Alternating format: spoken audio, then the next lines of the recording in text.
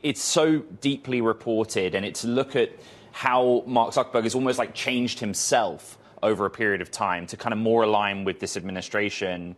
But the conclusion of the piece is that for Meta, it's not yet opened any doors in a way that helps the company's profile. Absolutely. My colleague Kurt Wagner and I spoke with more than 50 people for this story, which spans several decades, really. And what we found is that the efforts to pivot towards Trump and his administration have not yet borne the fruit that the company so desires.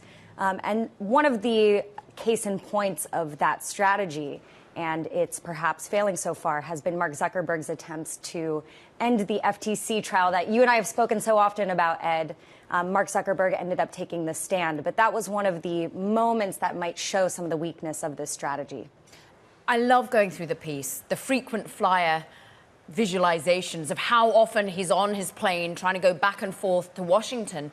But also what stunned me was just how little respect, ultimately, it seemed that previous President Biden had for Mark Zuckerberg and ultimately for Meta. Yes, that was one of the most interesting lines of reporting for me, too, Caroline.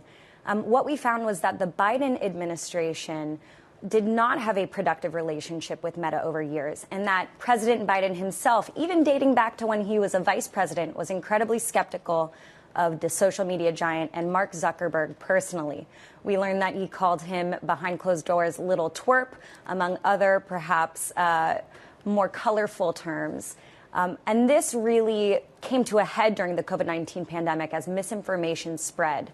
Right. There was that notable moment where President Joe Biden called Meta, said Meta was killing people as it was spreading misinformation online. Hey, real quick, how's morale inside Meta right now? You learn very quickly in Silicon Valley that a company's figurehead doesn't necessarily reflect its workforce. Yeah, well, Meta is full of tens of thousands of employees, so obviously there's a wide range. But what we've found is that a lot of employees are really discontent with this approach. They're holding secret book clubs to talk about Sarah Wynne Williams' memoir, Careless People. They are having wellness checks. Right. Many folks have believed that Meta had done layoffs in an effort to quell dissent. The company obviously denies that claim, but it's sour inside the company.